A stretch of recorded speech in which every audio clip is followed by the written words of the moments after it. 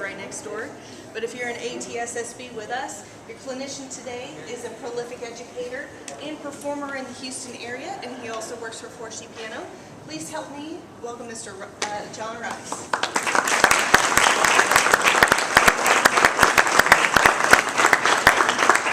Good morning.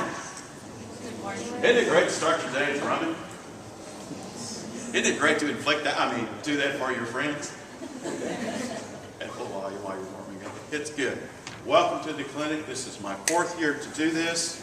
So either I'm being effective or nobody else will do it. I'm not sure which, but I'm glad to be here. We have some friends to thank. Thank God I've been coming here for 30 years and have friends. We had an equipment supply issue, but the Yamaha people have come through. So the deal is to pitch their instruments by helping us. This is their synthetic bar xylophone with height adjustment, which for me is incredibly important because it doesn't flex like it used to, okay? And then we have 2 timpani with a polished bowl and a hammered bowl, chromatic tuning gauges, silver colored on the pedals so you can see them in the dark a lot better. 3 wheels, which again, I like that. It's good stuff, but the Yamaha people, without arguing about it, got us some equipment with about 45 minutes of notice.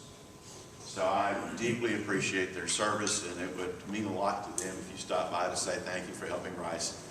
Sound even worse than normal. Okay? So do that for me, please. I appreciate that. I have a handout over by the door. If you need one, please pick one up. If you have further questions later on, my email's on there. Those of you watching the video that can't be here, my email is roadmanrice@sbcglobal.net. You can send me a note and I'll send you a copy of this handout. Let's talk about the music. Mallets. Not only do I not have a marimba, I have a xylophone and I have marimba mallets. So I'm going to do what I need to do, okay? But rely on yourself to bring your own equipment, your own mallets, and a real tip that helps me immeasurably. Now, I've been playing 50 years, it still helps, is to find the sweet spot on the mallet shank where I will play on the specific instrument, the specific music best. You see that? Because I'm real nervous about playing on an unfamiliar instrument. It's the wrong instrument, the wrong mallet. But this is going to put at least my fingers in the right spot on the mallet and give you my best chance of playing well for you, okay? In contest time, you need every advantage you can get. This is cheap. This is nothing but painter's tape, and it comes off clean. So think about that. Perform on the instrument that you practice on, which I don't have that privilege here. Modify its height if you need to. My marimba at home is on some 4x4 blocks that get it to a height that my body works very good at. So I don't bend over on it, and I don't have to do this on that one. I have it right where my arm is in the letter L, and I'm in good position to play efficiently and comfortably and for a long period of time where necessary. This excerpt is a 2-octave range. Middle C to C above the staff. You want to place your body dead center in the middle. You want to be pretty loose, but otherwise stationary, and just move this way. You want to keep the mallets down low. The key of C major is the most difficult key to play mallet instruments on because you have all this pattern here. You don't have flats and sharps to kind of break things up. So it's really dangerous. And you may see that in a minute. Mr. Goldenberg wrote this. Mr. Goldenberg is one of the world's greatest mallet players of the 20th century. Okay? He's better than me too. He has graciously written down his stickings. Do it his way. It's the best way. I do it his way too. Be a little humble about that.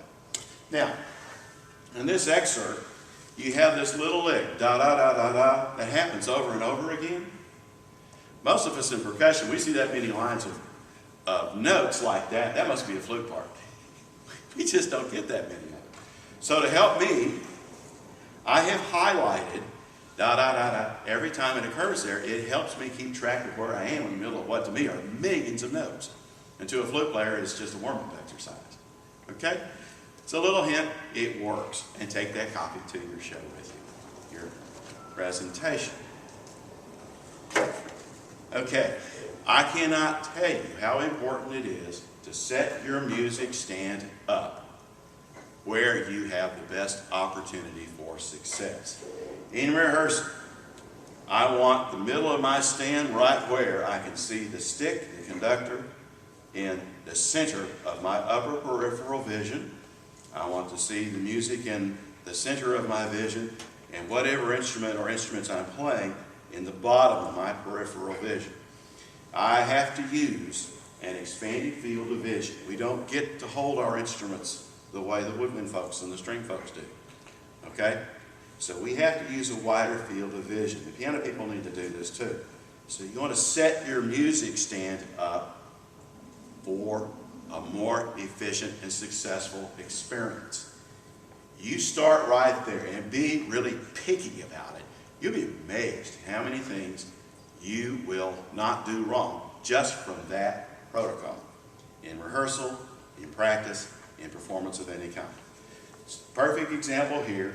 This is a height adjustable frame. I readjusted the height, found a height I could live with. And then I found a height for my music stand where I can live with this instrument and this music stand, and I can kind of see what I'm doing pretty well without having to do a lot of this and getting lost in the middle of all that. And I have my highlighted spots to help me keep track of which line I'm on. Okay? These are little things in preparation to give me as big a chance to be successful as possible. I'm 60 years old. I've been playing for 50 years. It still works for me. It'll work for you too. Okay? So wish me luck. Wrong instrument, wrong mallet, right attitude. Okay? Center my body. I'm not getting in a hurry. Don't you get in a hurry either. Take the time. You'll do well.